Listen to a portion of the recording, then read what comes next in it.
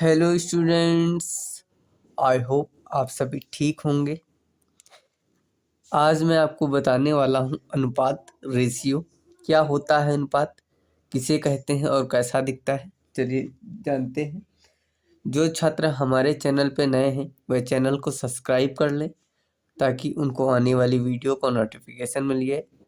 चलिए स्टार्ट करते हैं।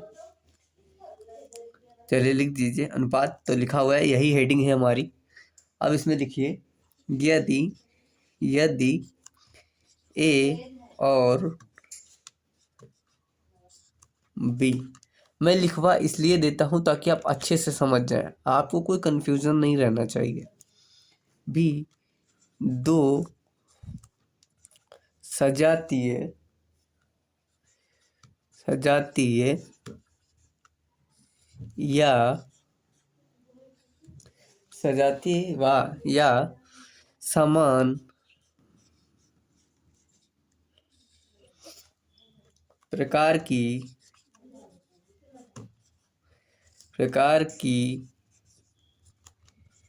राशियां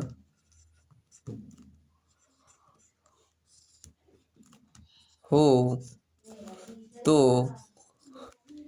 ए बटे बी को ए और बी का अनुपात कहते हैं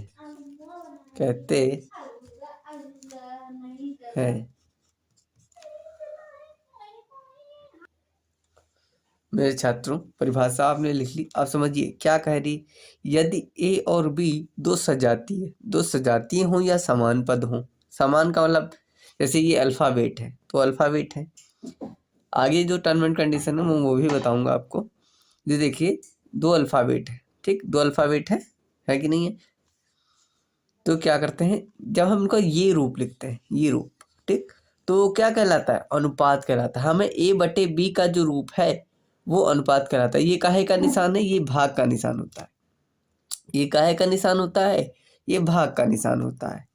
अब समझिए यहाँ पे ए बटे भाग को हम किसके रूप में लिखते हैं, ए बटे बी को। ए क्या कहलाता है, मेरे छात्र कमेंट करके बताइए, ए को हम क्या कहते हैं। ए को कहते हैं हम पूर्व पद। पहला वाला जो हमारा है ये पूर्व पद कहलाता है, पूर्व पद। और ये वाला हमारा क्या कहलाता है, उत्तर पद। उत्तर पद, ये वाला हमारा उत्तर पद कहलाता है। तो ये मेरे छात्रों आप जाने कि ए को हम पूर्व पद कहते हैं और बी को हम उत्तर पद कहते हैं। समझिए, यदि आपको दो संख्याओं के बीच में भाग देना हो तो आप ऐसे लिखते हैं। और भाग देने का मतलब है कि आप उनका अनुपात भी निकाल लें। भाग और अनुपात क्या है, एक ही शकल के दो व्यक्ति।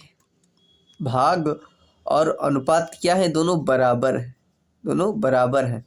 हम अनुपात करते समय में भाग करेंगे, भाई हम 2/4 करना है या 4/2 कर लीजिए, 4/2 करना है तो हम 4/2 भी तो लिख सकते हैं।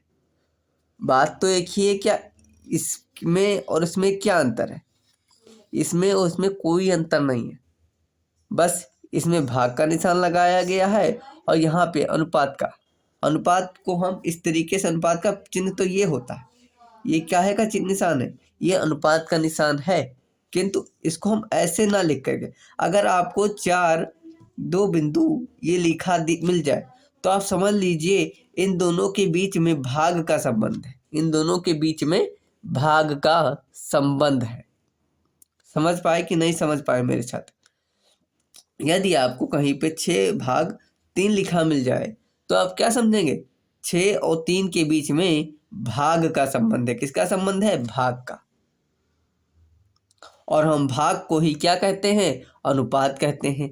जैसे ये है, इसको हम 6/3 भी लिख सकते हैं, 6/3 भी लिख सकते हैं। ये तीनों ही कैसे हैं, समान है, एक ही बात है। इन तीनों में कोई अंतर नहीं है।